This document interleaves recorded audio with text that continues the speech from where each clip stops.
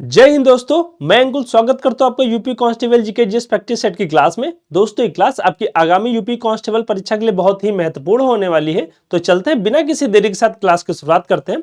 आज का हमारा मोटिवेशनल थॉट है, जितना बड़ा सपना होगा उतनी बड़ी तकलीफें होंगी, और जितनी बड़ी तकलीफें होंगी उतनी बड़ी कामयाबी होगी। दोस्तों तकलीफें आपकी संघर्ष की रफ्तार को थोड़ी धीरे कर सकती हैं, लेकिन आपके सफलता के लक्ष्य को नहीं बदल सकती हैं। इसलिए जितना तत्पर होकर, जितनी लगन से आप सफलता के लिए तत्पर रहेंगे, जितनी मेहनत करेंगे, सफलता के आप उतने ही करीब पहुंचेंगे। तो इसी मोटिवेशनल थॉट के साथ क्लास की शुरुआत करते हैं। और आज का हमारा पहला क्वेश्चन है, निम्नलिखित में से किस पारिस्थितिकी तंत्र में जय भार का उल्टा पिरामिड बनता है? तो कौन सा वह पारिस्थितिकी तंत्र है जिसमें जय भार का उल्टा पिरामिड बनता है? आपके ऑप्शन है वन पारिस्थितिकी तंत्र, तालाब पारिस्थितिकी तंत्र, मरुस्थल पारिस्थितिकी तंत्र या चारागाह पारिस्थितिकी तंत्र। दोस्तों अगर बात करते हैं हम वन पारिस्थितिकी तंत्र की, तो वन पारिस्थितिकी तंत्र में क्या होता है, जो हमारा पिरामिड बनता है, ये दोस्तों इसमें क्या बनता है, सीधा बनता है। तो हमारा वन पारिस्थितिकी तंत्र में हमारा पिरामिड कैसा बनता है दोस्तों? सीधा बनता है। ज्यादा पतला हो गया। इसमें जो हमारा पिरामिड कैसा बनता है? सीधा बनता है। ठीक दोस्तों। और जो हमारा तालाब पारिस्थितिकी तंत्र होता है, ये आपका आंसर हो जाएगा। इसमें जो हमारा पिरामिड बनता है वो उल्टा बनता है, क्योंकि जो सतह होती, मछलियां होती और जो जलभार होते, कीट वगैरह जो हमारे तालाब की सतह पर पाए जाते हैं, इसलिए वहां पे क्या होता है, जीवों की संख्या ज्यादा होती है, इसलिए इसका पिरामिड जो उल्टा बनता है। तो हमारा अगला क्वेश्चन है आज का, 1857 के महान विद्रोह के दौरान भारत के गवर्नर जनरल कौन थे? जब 1857 का महान विद्रोह हुआ था, तो उस समय भारत के गवर्नर जनरल कौन थे? आपके ऑप्शन है William Bentinck, lord Wellesley, lord Canning या लॉर्ड डलहौजी। देखिए अगर बात करते हैं विलियम बेंटिंग की, तो विलियम बेंटिंग दोस्तों कब थे? ये हमारे गवर्नर जनरल कब रहे हैं? इनका कार्यकाल दोस्तों रहा है 1828 से 1835। और 1828 से 1835 के बीच में सबसे महत्वपूर्ण घटना कौन सी हुई थी? आप लोग कमेंट बॉक्स में बताइए। राजा राममोहन राय की सहायता से सती प्रथा को पूर्णतः समाप्त कर दिया गया था भारत में। तो सती प्रथा को भारत में कब समाप्त किया गया था? 1829 में। तो उस समय भारत के वायसराय गवर्नर जनरल कौन थे? हमारे विलियम बेंटिंग साहब। उसके बाद अगर बात करते हैं वेलेस्ली की, तो दोस्तों वेलेस्ली का जो कार्यकाल रहा है, ये आपका रहा है 1799 से 1805 तक। और दोस्तों ये वेलेस्ली को किस लिए जाना जाता है? वेलेस्ली दोस्तों इनका जो मेन कार्य है वो सहायक संधि। तो वेलेस्ली को दोस्तों किस लिए जाना जाता है? सहायक संधि के लिए जाता है। जो आंग्ल मैसूर युद्ध हुआ था, वो उस समय भी जब आंग्ल मैसूर युद्ध हुआ था, जिसमें टीपू सुल्तान मारा गया था श्रीरंगपट्टनम के किले पे, उस समय जो अंग्रेजी गवर्नर जनरल थे कौन थे? वेलेस्ली थे, लॉर्ड वेलेस्ली। अगर लॉर्ड दोस्तों डलहौजी की बात करते हैं, तो जो डलहौजी का कार्यकाल है ये दोस्तों कब रहा है? 1848 लगा के 1856 तक। यानी जब हमारा 1857 का विद्रोह हुआ था, उसके जस्ट एक साल पहले जो है इनका कार्यकाल खत्म हुआ था। और विद्रोह होने में इनका बहुत बड़ा योगदान था। इनकी जो नीति थी, कौन सी नीति दोस्तों? हड़प की नीति, इसलिए इनको जाना जाता है। और इन्होंने कौन कौन से राज्य हड़पे थे? सतारा, जैतपुर, संबलपुर, बगाट, उदयपुर, झांसी, नागपुर। ये क्रम आपके एग्जाम में काफी बार पूछ लिया जाता है। कौन सा? सतारा, जैतपुर, संबलपुर, बगाट, उदयपुर, झांसी, नागपुर। तो हड़प नीति के तहत डलहौजी ने क्या किया था? इन सारे राज्यों को हड़प लिया था। बात करते हैं दोस्तों लॉर्ड कैनिन की, तो जब हमारा 1857 का विद्रोह हुआ था, उस समय हमारे जो गवर्नर जनरल थे कौन थे? लॉर्ड कैनिन दोस्तों क्या थे? उस समय हमारे गवर्नर जनरल थे। इनका कार्यकाल क्या है? 1856 से लगा के 1862 तक। ठीक दोस्तों। और ये हमारे जो लॉर्ड कैनिन थे, ये हमारे अंतिम गवर्नर जनरल थे और प्रथम वायसराय। तो हमारे यही कौन है दोस्तों? हमारे फर्स्ट कौन है? वायसराय कौन थे? प्रथम वायसराय अगर क्वेश्चन पूछा जाता आपके अंतिम गवर्नर जनरल, और प्रथम वायसराय कौन थे? ये लॉर्ड कैनिन। तो हमारा भारत शासन अधिनियम 1958 आया था, वो भी इन्हीं के कार्यकाल में आया था। भारत शासन अधिनियम 1958 का जो महत्वपूर्ण कार्य था क्या था, कि कंपनी के शासन को पूरी तरीके से समाप्त कर दिया गया था। और वहां पे क्या हुआ था, जो अब शासन करता था तो सीधे क्राउन के हाथों में चला गया था। और भारत पे शासन करने के लिए एक पद का सृजन किया गया था, जिस पद का नाम था भारत सचिव। ठीक दोस्तों। और भारत सचिव कहां बैठता था? लंदन के जो पार्लियामेंट है वहां पे। तो बढ़ते अगले क्वेश्चन की ओर। हमारा अगला क्वेश्चन है, स्वतंत्रता के बाद उत्तर प्रदेश के पहले मुख्यमंत्री कौन थे? जब हमें 1947 में स्वतंत्रता मिली थी, उसके बाद उत्तर प्रदेश के पहले मुख्यमंत्री कौन थे? आपके ऑप्शन हो जाएंगे पंडित बल्लभ पंत, गोविंद बल्लभ पंत, राम नरेश यादव, श्री चंद्र भानु गुप्त या डॉक्टर संपूर्णानंद। ठीक दोस्तों, तो जब हमारा उत्तर प्रदेश संयुक्त प्रांत से जब उत्तर प्रदेश का नाम बदल के संयुक्त प्रांत का जब नाम बदल के उत्तर प्रदेश का किया गया था 26 जनवरी 1950 को, जब हमारा संविधान लागू हुआ था, तब हमारे जो पहले मुख्यमंत्री बने थे वो कौन बने थे? गोविंद बल्लभ पंत। और ये दोस्तों क्या हो जाएगा? हमारा आंसर हो जाएगा। ठीक है, उत्तर प्रदेश में अगर पूछा जाए कि सबसे लंबा कार्यकाल किसका रहा है अभी तक, मुख्यमंत्री के तौर पर जो सबसे लंबा कार्यकाल रहा है वो रहा है योगी आदित्यनाथ का। जो वर्तमान में हमारे मुख्यमंत्री योगी आदित्यनाथ, उनका सबसे लंबा कार्यकाल रहा है। और उसके बाद अगर किसी का एक टाइम में सबसे लंबा कार्यकाल रहा है वो हमारा रहा है गोविंद बल्लभ पंत साहब का। तो जो सबसे लंबा कार्यकाल किसका है? लगातार सबसे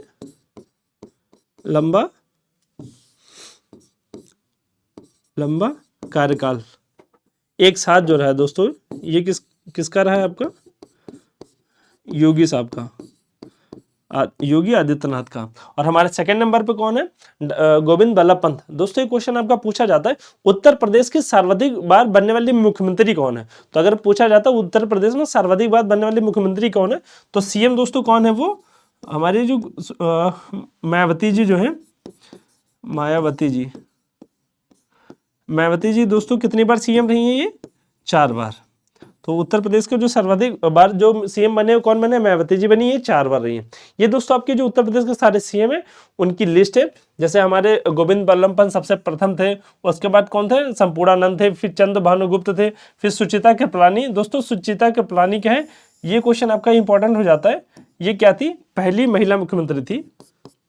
स्वतंत्र भारत के उत्तर प्रदेश की पहली महिला मुख्यमंत्री कौन थी? फर्स्ट महिला मुख्यमंत्री यूपी की, महिला सीएम। ये दोस्तों कहाँ? यूपी की। कौन थी? सुचिता कृपलानी। ठीक दोस्तों, इसी तरीके से फिर आते हैं अपने अभी कौन है प्रेजेंट टाइम में हमारे? योगी आदित्यनाथ। ये कब से हैं? 2017 से और अभी तक भी हैं, मतलब अभी तक 2017 से अभी तक चल रहा है, 27 तक इनका कार्यकाल चलेगा। नेक्स्ट ईयर यूपी में चुनाव है। हमारा अगला क्वेश्चन दोस्तों है, भारतीय संविधान में किस भाग को भारत का मैग्ना कार्टा कहा जाता है? वो भारतीय संविधान को कौन सा भाग है जिसे मैग्ना कार्टा कहा जाता है? आपके ऑप्शन दोस्तों क्या है? भाग 5, भाग 3, भाग 1 या भाग आपका 9। देखिए भाग अगर 5 की बात करते हैं तो दोस्तों भाग 5 किसकी बात करता है? संघ की बात करता है। और संघ में दोस्तों कौन कौन से विषय आ जाते हैं? इसमें क्या हो जाता है? जिससे आपके राष्ट्रपति हो जाता है। राष्ट्रपति की चर्चा दोस्तों कहाँ की गई है? संघ में की गई है। और दोस्तों उपराष्ट्रपति है आपका, महान्यायवादी है, नियंत्रक है, महालेखा प्रशिक्षण है दोस्तों, और केंद्र की चर्चा है, संसद इसी में आ जाता है। और दोस्तों क्या इसमें किसकी चर्चा की गई? यहाँ पे लिख लीजिए आप, संसद की, सदन की। और दोस्तों इसमें क्या है? न्यायपालिका। इन सारी विषयों की चर्चा कहाँ की गई है?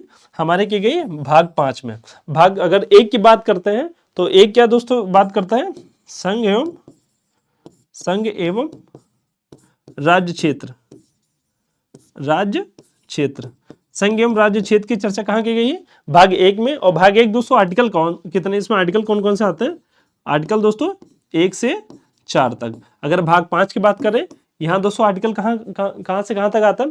52 से लगा के 151 तक। आर्टिकल कहाँ दोस्तों? आर्टिकल 52 से 151, इसमें संघ की चर्चा की गई। अगर बात करते दोस्तों भाग 9 की, भाग 9 किससे जुड़ा हुआ है? पंचायतों से संबंधित है। पंचायतों से संबंधित कौन सा आर्टिकल है? अगर पंचायतों की बात की गई वो किसमें की गई है? भाग 9 में। दोस्तों अगर बात करते हैं मैग्ना कार्टा दोस्तों क्या होता है? जो देश का सर्वोच्च जो जैसे किसी भी देश का राजा होता है या प्रधानमंत्री होता है, उसके विरुद्ध जो नागरिकों को अधिकार प्राप्त होते हैं उसे मैग्ना कार्टा कहा जाता है। जैसे अपने भारत में स्वतंत्रता का अधिकार, समानता का अधिकार, शोषण के विरुद्ध अधिकार, धार्मिक स्वतंत्रता का अधिकार, शिक्षा संबंधी अधिकार, ये सारे जो अधिकार है इसकी चर्चा कहाँ की गई है? आपके मौलिक अधिकार में। और मौलिक अधिकार की चर्चा किसमें दोस्तों? भाग 3 में है। तो आपका आंसर क्या हो जाएगा? भाग 3, जिसे भारत का मैग्ना कार्टा भी कहा जाता है। तो बढ़ते हैं नेक्स्ट क्वेश्चन की ओर। हमारा अगला क्वेश्चन है, भारतीय संविधान में वित्तीय आपातकाल का उल्लेख किसमें किया गया है? जो वित्तीय आपातकाल का उल्लेख है भारत के संविधान के किस आर्टिकल में किया गया है? आपके ऑप्शन है अनुच्छेद 252, अनुच्छेद 352, अनुच्छेद 360, अनुच्छेद 320 या अनुच्छेद 275। ठीक दोस्तों, देखिए जो आपातकाल है, भारत में 3 प्रकार के आपातकाल है। आंतरिक विद्रोह, जिसे आंतरिक विद्रोह, सशस्त्र विद्रोह जो हमारा है, और आपका वित्तीय आपातकाल। 3 प्रकार के आपातकाल की चर्चा की गई है। अगर बात करते हैं दोस्तों 352 में, तो 352 में दोस्तों किस चीज की चर्चा की गई है? इसमें देखो, ये तो हो जाएगा युद्ध, फिर आंतरिक विद्रोह, इसकी दोस्तों चर्चा कहाँ की गई है? युद्ध और आंतरिक विद्रोह की अगर बात करें दोस्तों, तो इसकी चर्चा की गई है नहीं, सशस्त्र, जो हमारा आर्टिकल 52 है, 352, इसमें दोस्तों सशस्त्र विद्रोह और जो है बाहरी आक्रमण, इसकी युद्ध, इसकी चर्चा की गई। अगर बात करते हैं अनुच्छेद 320 की, तो 320 में दोस्तों किस चीज की चर्चा की गई? जो हमारे संघ लोक सेवा आयोग है, तो संघ लोक सेवा आयोग के जो कार्य हैं उसकी चर्चा की गई। किसकी?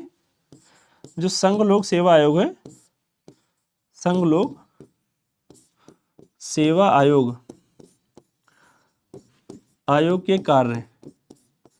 के कार्यों की चर्चा की गई। किसमें दोस्तों? भाग 320 में। अगर 275 की बात करते हैं दोस्तों, 275 में क्या है? जो कुछ राज्यों को विशेष उपबंध जो मिले उसकी चर्चा की गई। किसकी? जो राज्यों के विशेष उपबंध, इसकी चर्चा दोस्तों कहाँ की गई है? आर्टिकल 275 में। अगर 360 की बात करें दोस्तों, इसमें किसकी? आपका वित्तीय आपातकाल की चर्चा की गई है। और भारत में अभी एक भी बार अगर कोई आपातकाल नहीं लगा है, वो कौन सा? हमारा वित्तीय आपातकाल।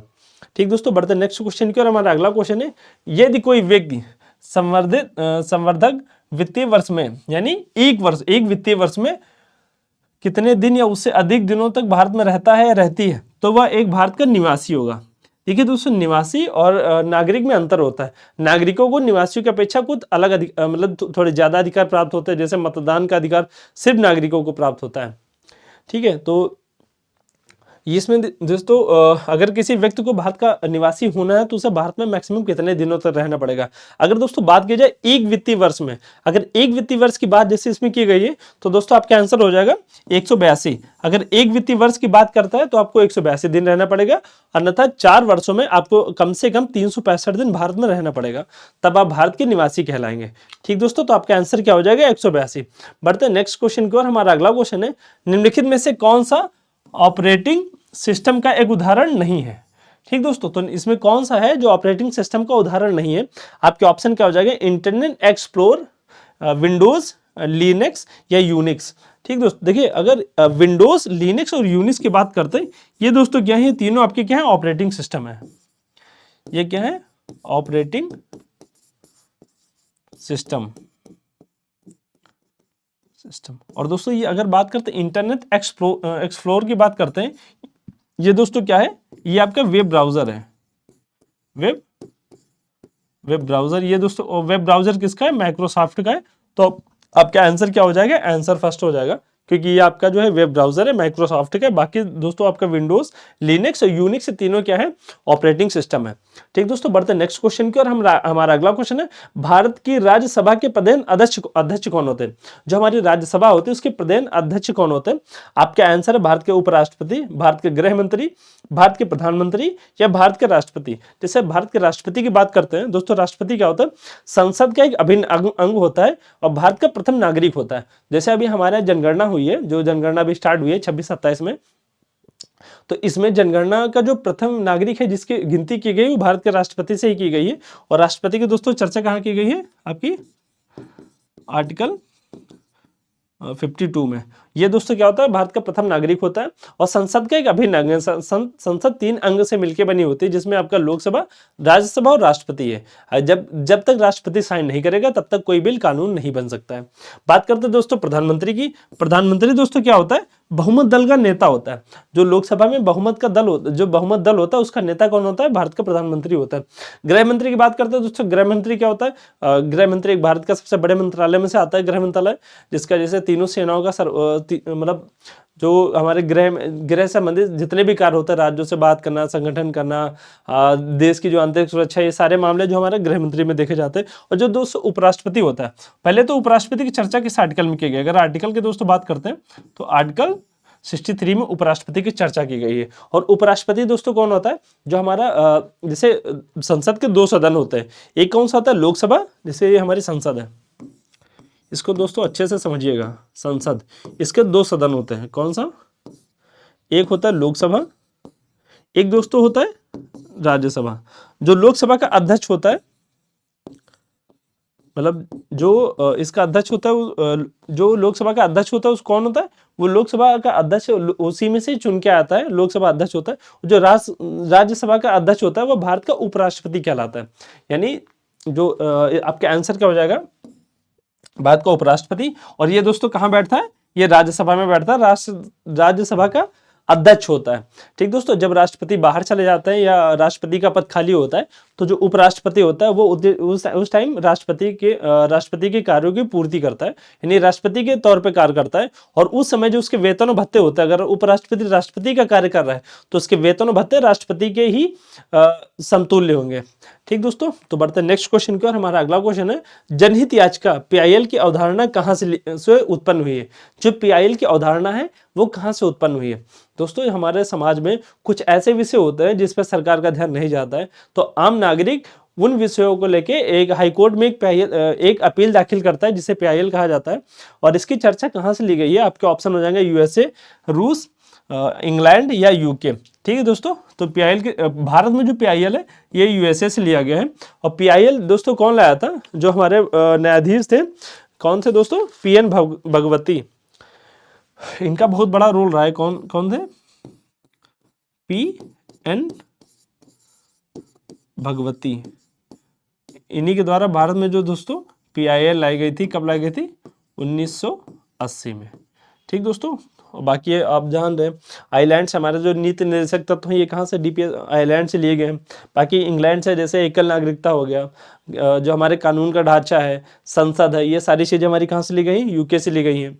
ठीक दोस्तों, बढ़ते नेक्स्ट क्वेश्चन की ओर। हमारा अगला क्वेश्चन है, पिछड़े वर्ग का राष्ट्रीय आयोग निम्नलिखित में से किस प्राधिकरण को अपनी वार्षिक रिपोर्ट सौंपता है, या किस अपनी रिपोर्ट सौंपता है, प्रस्तुत करता है? जो हमारा पिछड़ा वर्ग आयोग है, जो पिछड़ा वर्ग राष्ट्रीय आयोग है दोस्तों, ये अपनी जो वार्षिक रिपोर्ट है किसे सौंपता है? आपके ऑप्शन क्या हो जाएंगे? भारत के राष्ट्रपति, अल्पसंख्यक मामलों के केंद्रीय मंत्री, भारत के प्रधानमंत्री या लोकसभा अध्यक्ष को? दोस्तों देखिए, राष्ट्रपति जो होता है वो भारत का प्रथम नागरिक होता है। ठीक दोस्तों, तो जो जितने भी आयोग होते हैं वो आयोग किसके अंतर्गत कार्य करते हैं? वो राष्ट्रपति के अंतर्गत कार्य करते हैं। तो ये जितने भी आयोग हैं ये अपनी रिपोर्ट किसको सौंपते हैं? भारत के राष्ट्रपति को सौंपते हैं। जैसे प्रधानमंत्री की बात की जाए तो वही लोकसभा के जो लोकसभा का प्रमुख बहुमत दल का नेता होता है वो कौन होता है? अपना प्रधानमंत्री होता है। और लोकसभा अध्यक्ष दोस्तों कौन होता है? जो लोकसभा के कार्य का संचालन करता है वो कौन होता है? लोकसभा अध्यक्ष कहलाता है। बाकी जो अल्पसंख्यक मामलों के केंद्रीय मंत्री होते हैं, ये जो उनसे संबंधित जो कार्य होते हैं ये इनके द्वारा किए जाते हैं। और इनका संरक्षण कौन करता है दोस्तों? भारत का राष्ट्रपति करता है। और ये अपनी रिपोर्ट भी किसे सौंपते हैं? भारत के राष्ट्रपति को ही अपनी रिपोर्ट सौंपते हैं। ठीक दोस्तों, बढ़ते हैं नेक्स्ट क्वेश्चन को। और हमारा अगला क्वेश्चन है, गांधी जी और डॉक्टर भीमराव अम्बेडकर के बीच एक पूना समझौता हुआ था जिसको पूना पैक्ट के नाम से भी कहा जाता है। इस पर हस्ताक्षर कब किए गए थे? जो पूना पैक्ट हुआ था उस पर हस्ताक्षर कब हुए थे? दोस्तों इसकी देखिए, आपके ऑप्शन पहले देख लीजिए क्या है। जुलाई 1932, नवंबर 1932, अगस्त 1932 या सितंबर 1932। दोस्तों एक डेट पता है कि आपके यहाँ पे दोस्तों एक डेट इंपॉर्टेंट हो जाती है आपकी, 16 अगस्त 1932। 16 अगस्त 1932 को इंग्लैंड के PM कौन थे? जो ब्रिटिश PM थे, ब्रिटिश PM कौन थे दोस्तों?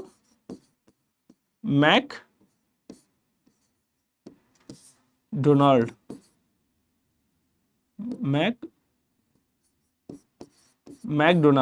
ये कौन होता है दोस्तों? ब्रिटिश PM होता है।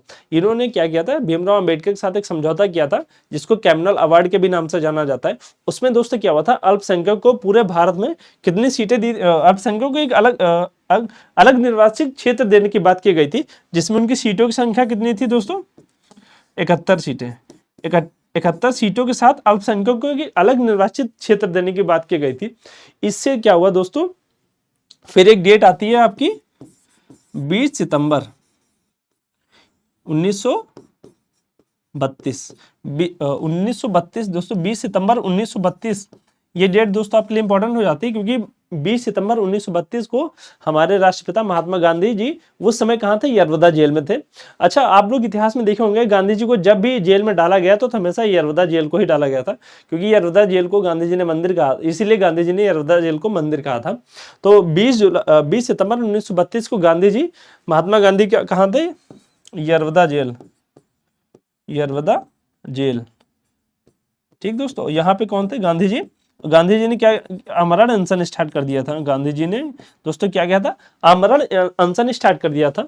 तो इसी से परेशान होके 24 सितंबर 1920 फिर घटना आती है दोस्तों, सॉरी 24 सितंबर 1932, 24 सितंबर 1932 को अम्बेडकर जी और गांधी जी के बीच में एक पूना पैक्ट होता है, यानी पूना समझौता होता है, जिसमें गांधी जी अम्बेडकर जी से कहते हैं कि हम आपको जो अनुसूचित जाति जनजाति एससी कैटेगरी है, उसके लिए आपको एक निर्वाचित क्षेत्र ना मांगिए, उससे ज़्यादा सीटें पूरे भारत में देंगे, तो उससे ज़्यादा सीटें ले लीजिए। तो 147 सीटें जो है अनुसूचित जनजाति जाति को दी गई थी पूरे भारत में दोस्तों। और यही जो पैक्ट, ये समझौता हुआ था, इसे पूना पैक्ट के नाम से जाना जाता है। 24 सितंबर 1932 को हुआ था, और ये समझौता गांधी जी और गांधी जी और डॉक्टर भीमराव अम्बेडकर के बीच में हुआ था।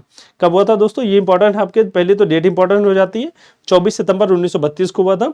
और जो ऐसी जो अनुसूचित जनजाति, उनको सीटें, जो सीटें की संख्या थी जाति जनजाति को 147 दी गई थी। पहले दोस्तों जो सीटें की संख्या थी वो कितनी थी, 71 थी। और ये समझौता कहाँ हुआ था दोस्तों, यरवदा जेल पुणे में, इसलिए इसे पूना पैक्ट के नाम से भी जाना जाता है। तो बढ़ता है नेक्स्ट क्वेश्चन की, और हमारा अगला क्वेश्चन है, बुवाई के मौसम की शुरुआत में घोषित फसलों का मूल्य क्या कहलाता है।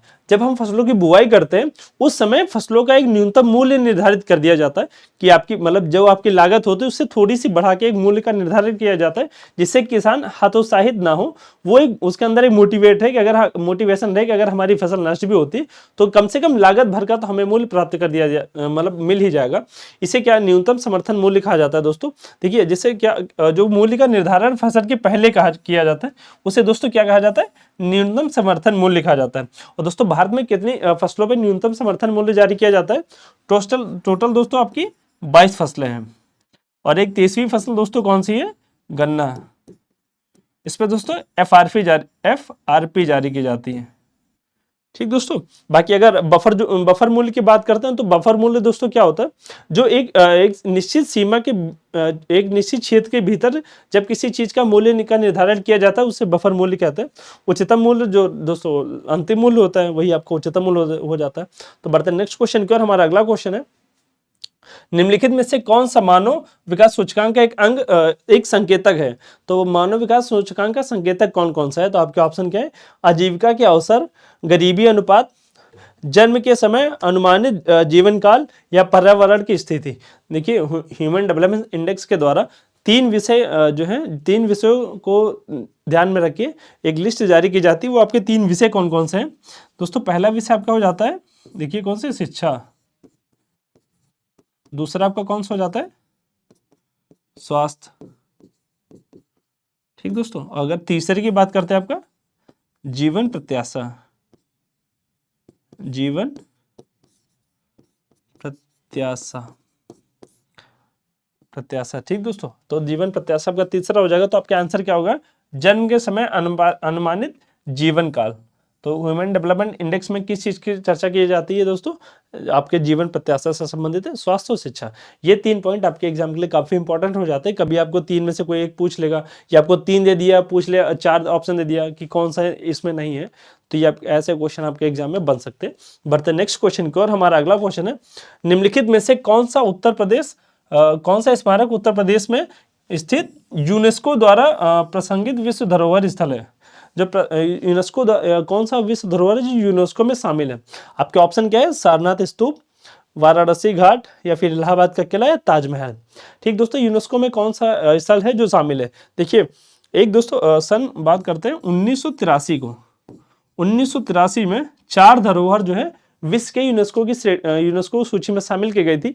आपका कौन सा? पहला तो दोस्तों आपका है एलोरा की गुफाएं, एलोरा की गुफाएं, ठीक दोस्तों। और दोस्तों क्या है दूसरा? अजंता की गुफाएं। एक दोस्त क्या है? आगरा का किला, ये भी उत्तर प्रदेश के साइट है जो यूनेस्को में शामिल है। और चौथा दोस्तों क्या है? ताजमहल। तो 1983 में ही ताजमहल को भी यूनेस्को में शामिल किया गया था। आपका आंसर क्या हो जाएगा? ताजमहल। बढ़ते हैं नेक्स्ट क्वेश्चन की ओर। हमारा अगला क्वेश्चन है, नंदा देवी जैव अभ्यारण्य या निषेचन बायोस्फीयर रिजर्व निम्नलिखित में से किस राज्य में स्थित है? जो नंदा देवी बायोस्फीयर रिजर्व है वो किस राज्य में स्थित है? आपके ऑप्शन है पंजाब, हरियाणा, हिमाचल प्रदेश या उत्तराखंड। देखिए पंजाब और हरियाणा में कोई बायोस्फीयर रिजर्व है ही नहीं, ठीक दोस्तों। जैसे कालेसर आपका सुल्तानपुर नेशनल पार्क, कालेकर जो नेशनल पार्क है आपका कहाँ पड़ता है? हरियाणा में पड़ता है। बात करते हैं अगर हिमाचल प्रदेश की, हिमाचल प्रदेश में बायोस्फीयर रिजर्व है। आप लोग कमेंट बॉक्स में बताइए कौन सा बायोस्फीयर रिजर्व हिमाचल प्रदेश में पड़ता है। ठीक दोस्तों, आप लोग बताइए कमेंट बॉक्स में कौन सा है। आप लोग कमेंट करते रहिए बीच बीच में।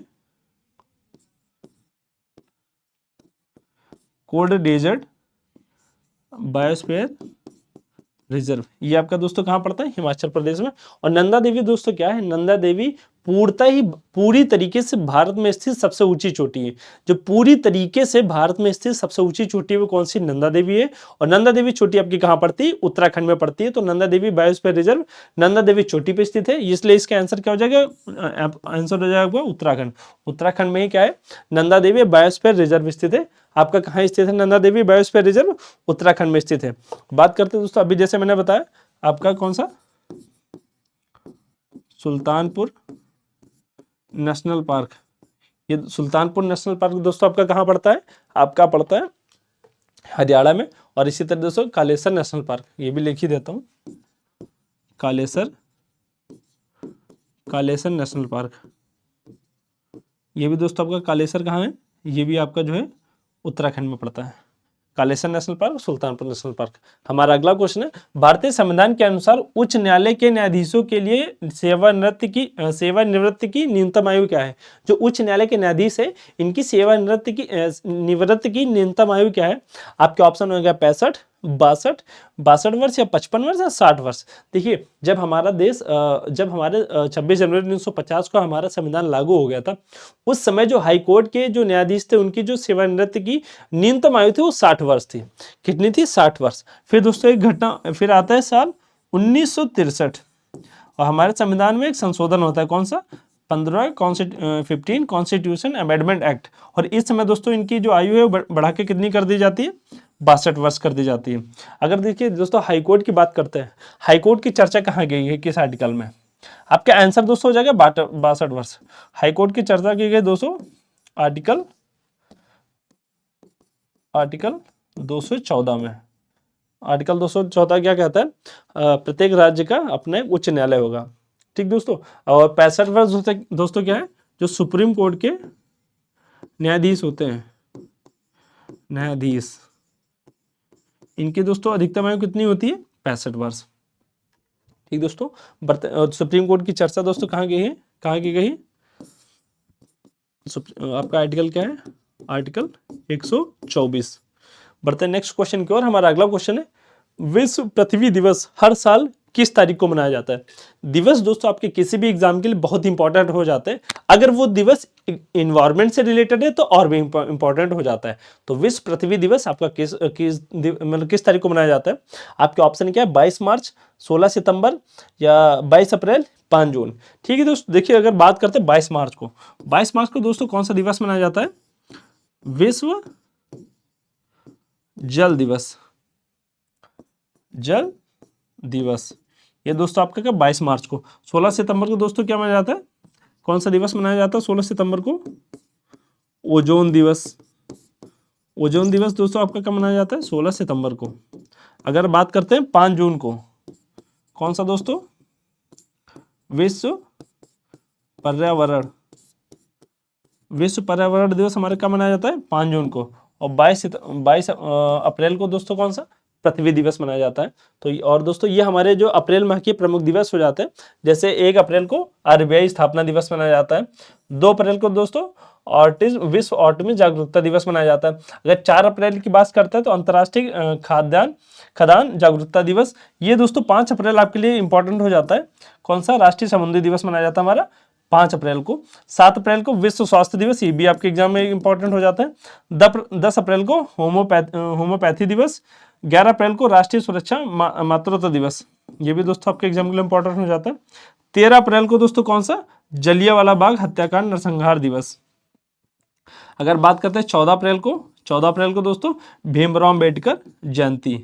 हमारे जो मतलब कानून के ज्ञाता कह सकते हैं आप, डॉक्टर भीमराव अम्बेडकर की जयंती कब होती है दोस्तों? 14 अप्रैल को। 17 अप्रैल को विश्व हीमोफीलिया दिवस। 18 अप्रैल को विश्व धरोहर दिवस, ये भी दोस्तों इंपॉर्टेंट है। 21 अप्रैल को सिविल सेवा, जो राष्ट्रीय सिविल सेवा दिवस है, ये हमारे कब मनाया जाता है? 21 अप्रैल को। 22 अप्रैल की बात करते हैं विश्व पृथ्वी दिवस। 24 अप्रैल को दोस्तों राष्ट्रीय पंचायती दिवस मनाया जाता है। 25 अप्रैल को विश्व मलेरिया दिवस मनाया जाता है और 30 अप्रैल को विश्व बौद्धिक संपदा दिवस मनाया जाता है। जिसका आप स्क्रीनशॉट ले लीजिए। अप्रैल माह के प्रमुख दिवस हैं और ये सारे दिवस आपके एग्जाम के लिए बहुत ही इंपॉर्टेंट है। बढ़ते हैं नेक्स्ट क्वेश्चन को, और हमारा अगला क्वेश्चन है क्षेत्रफल की दृष्टि से भारत का विश्व में कौन सा स्थान है? यानी कि क्षेत्रफल की दृष्टि से भारत का विश्व में स्थान कौन सा है? पहले तो आपको पता होना चाहिए भारत का क्षेत्रफल कितना है दोस्तों। भारत का क्षेत्रफल है 32,87,263 वर्ग किलोमीटर, ठीक, तो किलोमीटर स्क्वायर। ये दोस्तों आप लोग जैसे फोन नंबर याद करते हैं वैसे याद कर लीजिए, 32,87,263 वर्ग किलोमीटर स्क्वायर। अगर विश्व में क्षेत्रफल की बात करते हो तो भारत का 7वां स्थान है। ठीक दोस्तों, सबसे बड़ा कौन सा आपका? रूस, कनाडा, फिर आपका चीन, अमेरिका, ब्राजील, ऑस्ट्रेलिया, भारत। दोस्तों इसको मैप से समझते हैं, आपको याद हो जाएगा। देखिए फर्स्ट दोस्तों आपका कौन सा हो जाएगा? रूस। सेकंड आपका कनाडा, थर्ड आपका चीन, फोर्थ आपका यूएसए, 5वां दोस्तों आपका ब्राजील, छठा आपका दोस्तों ऑस्ट्रेलिया और आपका 7वां प्यारा भारत। ठीक दोस्तों, तो बढ़ते हैं नेक्स्ट क्वेश्चन की ओर। हमारा अगला क्वेश्चन है स्वेज नहर किन 2 सागरों को आपस में जोड़ती है? जो स्वेज नहर है वो हमारी किन 2 सागरों को आपस में जोड़ती है? ठीक है दोस्तों, ये हमारा जैसे विश्व का मैप हो जाता है, ये हमारा दोस्तों पड़ता है अरब प्रायद्वीप। कौन सा? अरब प्रायद्वीप। ठीक दोस्तों, प्रायद्वीप। और इधर हमारा कौन सा पड़ता है? अफ्रीका कॉन्टिनेंट, अफ्रीका महाद्वीप। ठीक दोस्तों, तो यहाँ पे दोस्तों एक नहर है जो हमारे ये भूमध्य सागर है। ये दोस्तों कौन सा हमारा? भूमध्य सागर। और दोस्तों इसके जस्ट पास में यहाँ पे दोस्तों छोटा सा पड़ता है हमारा लाल सागर, लाल सागर। और ये दोस्तों हमारा क्या है? अरब सागर। ठीक दोस्तों, ये हमारा लाल सागर है, छोटा सा ये बीच में ये एरिया जो हमारा पूरा है, ऊपर हमारा भूमध्य सागर है। इसको बीच में एक नहर जोड़ती है, वो कौन सी है आपकी दोस्तों? स्वेज नहर। स्वेज नहर कब बनकर तैयार हुई थी? आप लोग इसके कमेंट बॉक्स में बताइए, मैं आपको हिंट दे देता हूँ। उस वर्ष हमारे राष्ट्रपिता का जन्म हुआ था, उसी वर्ष हमारे राष्ट्रपिता का जन्म हुआ था। आप लोग कमेंट बॉक्स में बताइए ये कब ओपन होकर तैयार हुई थी। तो दोस्तों स्वेज नहर किसको आपस में जोड़ती है? भूमध्य सागर को काला सागर से? बिल्कुल नहीं जोड़ती है। लाल सागर को अरब सागर से? बिल्कुल नहीं जोड़ती है। भूमध्य सागर को लाल सागर से? बिल्कुल दोस्तों। देखिए ये आपका भूमध्य सागर है दोस्तों, और ये आपका दोस्तों लाल सागर है। तो भूमध्य सागर को लाल सागर से जोड़ती है कौन सी नहर? स्वेज नहर। दोस्तों अगर बात करते हैं जो लाल सागर और अरब सागर को कौन जोड़ता है, यहाँ पे एक छोटी सी जलसंधि है जिसका नाम दोस्तों क्या है? इसका नाम है बाब अल देव। ठीक दोस्तों, बाब अल मलदेव जो है दोस्तों, बाब अल मलदेव जो है जलसंधि है, ये दोस्तों किसको? अरब सागर को लाल सागर से जोड़ती है। बढ़ते हैं नेक्स्ट क्वेश्चन को, और हमारा अगला क्वेश्चन है वायुमंडल की सबसे निचली परत को क्या कहा जाता है? दोस्तों हमारे वायुमंडल में 5 परतें पाई जाती है। क्षोभ मंडल, समताप मंडल, मध्य मंडल, आयन मंडल, बहिर्मंडल। जैसे दोस्तों ये क्या है? ये हमारी प्यारी सी पृथ्वी है। पृथ्वी के ऊपर पहली परत कौन सी होगी? फिर क्षोभ मंडल, फिर समताप मंडल, मध्य मंडल, आयन मंडल और बाहर दोस्तों बहिर्मंडल। इसमें दोस्तों क्वेश्चन में आप क्या क्या पूछा है? सबसे निचली परत, यानी ये इसकी बात कर रहा है, ये आपकी कौन सी हो जाएगी? क्षोभ मंडल। ठीक दोस्तों, जैसे ये आपकी पृथ्वी हो जाएगी, पृथ्वी के जस्ट ऊपर दोस्तों क्षोभमंडल, फिर समताप मंडल, फिर मध्यमंडल, आयनमंडल और बहिर्मंडल। दोस्तों जितनी मौसम संबंधी घटनाएं होती हैं, कौन सी? मौसम संबंधी, मौसम से रिलेटेड जितनी घटनाएं होती है आपकी कहाँ होती है? क्षोभमंडल में। समताप मंडल में दोस्तों क्या होता है, जैसे जो आपके वायुयान वगैरह उड़ाए जाते हैं आपके समताप मंडल में उड़ाए जाते हैं। और दोस्तों इसकी निचली परत में एक परत पाई जाती है, किसकी? O3 की, यानी कि ओजोन परत हमारी कहाँ पाई जाती है? समताप मंडल के सबसे निचले स्तर में पाई जाती है। ठीक दोस्तों, बाकी जो हमारे आयन मंडल की अगर बात करते हैं, जो सैटेलाइट वगैरह है कहाँ छोड़े जाते हैं? आयन मंडल में छोड़े जाते हैं। ठीक दोस्तों, बढ़ते हैं नेक्स्ट क्वेश्चन की ओर। हमारी क्लास यहीं पे समाप्त होती है। दोस्तों आप लोगों को क्लास कैसे लगी कमेंट बॉक्स में बताइए। मिलते हैं नए सेशन के साथ, तब तक के लिए जय हिंद।